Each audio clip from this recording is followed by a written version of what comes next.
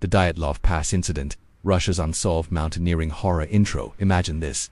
9 experienced hikers, full of youthful ambition, set out on a challenging winter expedition into the desolate Ural Mountains of Soviet Russia. They are skilled, well-prepared, and eager to conquer the forbidding landscape. But then, silence. Days turn into weeks, and when search parties finally reach their last known campsite, what they discover defies all logic, turning a simple search and rescue into one of the most chilling and perplexing unsolved mysteries of the 20th century. A tent cut open from the inside, bodies found scattered, some barely clothed in sub-zero temperatures, others with inexplicable horrific injuries, crushed ribs, fractured skulls, even missing eyes and a tongue. The official conclusion was a vague, compelling natural force, but it left a trail of questions that have haunted investigators and enthusiasts for over 6 decades. What truly happened on Kholat Syakhl, the Dead Mountain, that fateful night in February 1959? Welcome to Adventure Hidden, as we brave the brutal winds of the Dyatlov Pass and meticulously unravel the bizarre evidence, explore the most unsettling theories, and confront the enduring horror of a mystery that Russia itself struggled to bury. Prepare to question everything you thought possible. Chapter 1. The Ill-Fated Expedition. Our story begins in late January 1959, in the snowy depths of the Ural Mountains, deep within the Soviet Union. A group of 10 experienced hikers, most of them students from the Ural Polytechnical Institute in Sverdlovsk-na Yekaterinburg, embarked on a challenging ski trekking expedition. Their leader was 23-year-old Igor Dyatlov, a seasoned and respected mountaineer. The team comprised a mix of engineers, geologists, and physical education students, all accustomed to the harsh conditions of the subarctic winter. Their goal was to reach Otorten Mountain, a formidable peak roughly 10 kilometers 6 miles north of their fateful destination. On January 28, one member, Yuri Yutin, fell ill and was forced to turn back, a decision that undoubtedly saved his life. The remaining 9, now a compact and highly capable team, continued their journey. Their route would take them through vast, untamed wilderness, past the formidable peak of Kholat Syakhl, a Mansi language name meaning Dead Mountain, a name that would, chillingly, prove prophetic. The group meticulously documented their journey with photographs and diary entries, capturing moments of camaraderie, the breathtaking beauty of the landscape, and the challenges of the trek. Their last known entry was dated February 1st. They had established a camp on the eastern slope of Kholat Syakhl, just below the summit, seemingly prepared for the night. The conditions were severe, with temperatures dropping well below freezing, and fierce winds whipping across the exposed mountain slope. Unbeknownst to them, this remote, windswept ridge would become the stage for one of history's most baffling and tragic events. Chapter 2. The Discovery and the Crime Scene. When the Dyatlov group failed to return by their scheduled date of February 12th, initial concerns mounted. By February 20th, a full-scale search and rescue operation was launched, involving volunteers, military, and police forces. What they found on Kholat Syakhl sent shockwaves through the search party and beyond. On February 26th, the abandoned tent, what was discovered, was partially collapsed, buried under snow, and, most chillingly, slashed open from the inside. All their gear, including winter clothing, food, and cameras, was still inside. It appeared as though the hikers had frantically cut their way out, fleeing into the bitter cold without proper attire. Following a faint trail of barefoot or sock-clad footprints leading away from the tent, which soon disappeared under snow, rescuers began to find the bodies. 2 bodies, Yuri Krivonishenko and Yuri Doroshenko, were found first, roughly 1.5 kilometers (0.9 miles) from the tent, near the remnants of a small campfire under a large cedar tree. They were lightly dressed, some in underwear, and showed signs of hypothermia. Their hands were burned, and branches of the cedar tree were broken up to 5 meters high, suggesting one of them had climbed it. 3 more bodies, Dyatlov, Kolmogorova, and Rustem Slobodin, were found between the cedar tree and the tent, seemingly trying to return to camp. They too succumbed to hypothermia, though Slobodin had a small crack in his skull, dismissed as a minor injury. The remaining 4 bodies were not found until May, after the spring thaw. They were discovered in a ravine, buried under 4 meters of snow, about 75 meters (246 feet) from the cedar tree. This discovery turned the baffling case into an outright horror.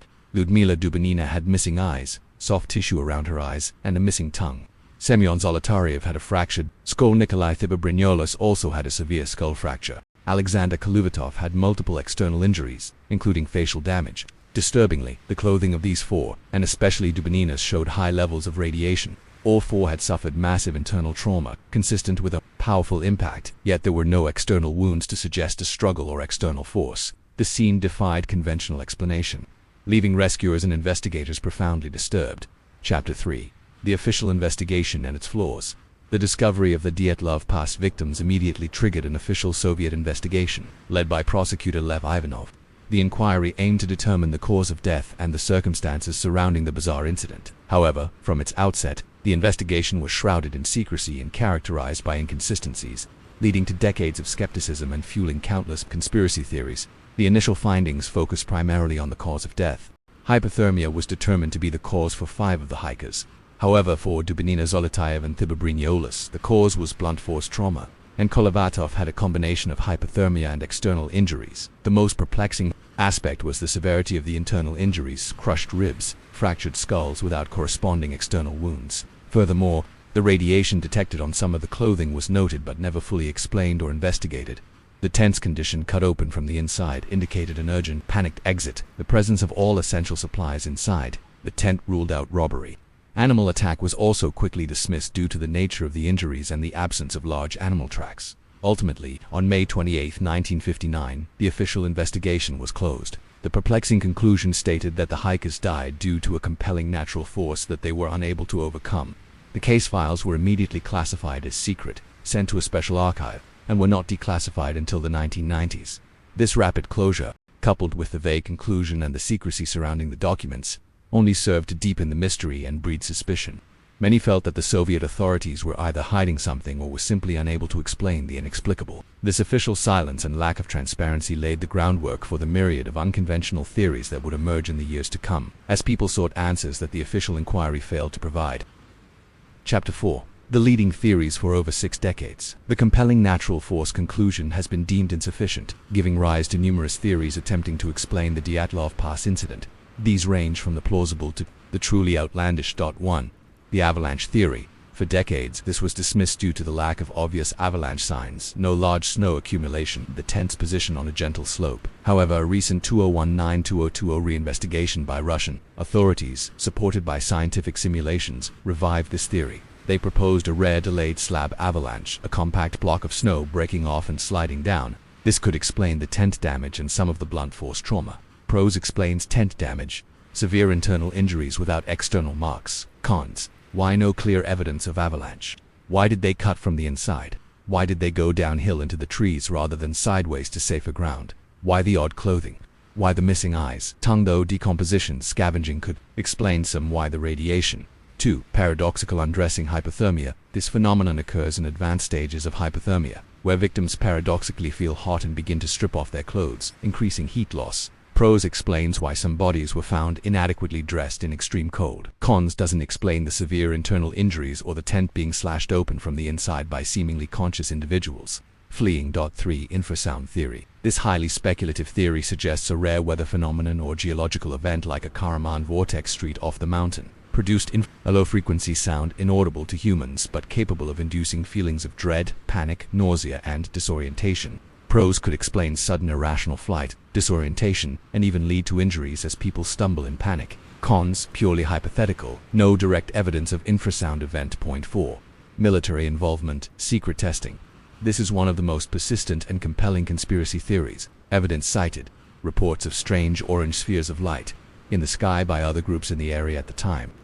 The detected radiation on clothing, the military's initial involvement in the search, the secrecy of the investigation, the unusual nature of the injuries compared to blast trauma. Theory: the hikers either stumbled upon a secret military test, for example, a weapon test, a parachute bomb landing, or were caught in its aftermath. The authorities then covered it up. The compelling natural force was a deliberate obfuscation.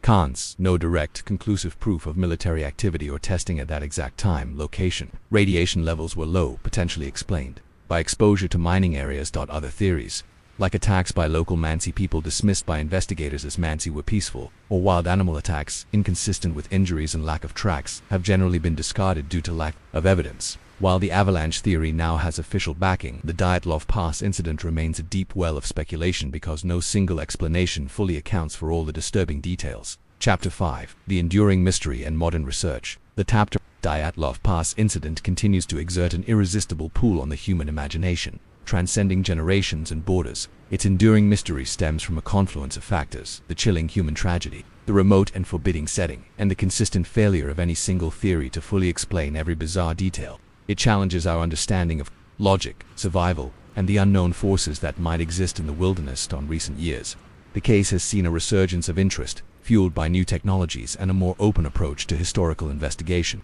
Modern researchers, scientists, and independent enthusiasts have employed a variety of methods to re-examine the evidence. 3D recreations and simulations. Experts have used sophisticated computer models to simulate avalanche scenarios, wind patterns, and human physiological responses to extreme cold. This was key to the 2019-2020 Russian reinvestigation's conclusion about a specific type of slab avalanche.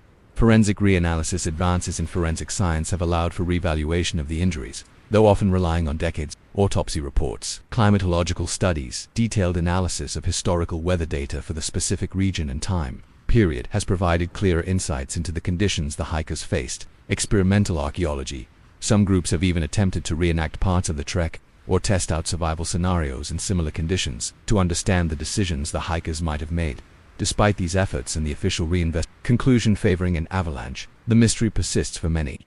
Critics of the avalanche theory still point to the absence of clear avalanche debris, the nature of the internal injuries without external bruising, and the strange behavior of fleeing downhill barefoot. The radiation on clothing remains a lingering question for some, as do the reports of orange spheres in the sky. The Dyatlov Pass incident has permeated popular culture, inspiring numerous books, documentaries, films, and even video games. It has become a modern folklore, a cautionary tale whispered in the snowy peaks, and a stark reminder that some mysteries refuse to be neatly solved. It forces us to confront our fears of the unknown, the vulnerability of even the most experienced adventurers, and the chilling possibility that sometimes the truth is stranger and more terrifying than fiction. Outro. The wind still howls across Kholat Syakhl, the dead mountain, carrying with it the echoes of an unsolved tragedy. 9 souls, vibrant and full of life, vanished into the frigid night, leaving behind a scene that continues to defy explanation. Was it a rare, deadly avalanche, as a recent investigation suggests, or did some other, more sinister force, natural or man-made, descend upon the Dyatlov group, forcing them into a desperate barefoot flight into the unforgiving cold? While science attempts to find rational explanations, the Dyatlov Pass incident remains a chilling testament to the unpredictable fury of nature and the enduring power of an enigma. It reminds us that even with modern forensic tools and decades of analysis, some secrets refuse to be fully uncovered, compelling us to forever ponder what truly happened on that desolate Russian mountain. This has been Adventure Hidden, and we hope you continue to explore the darkest corners of history and the mysteries that lie beyond.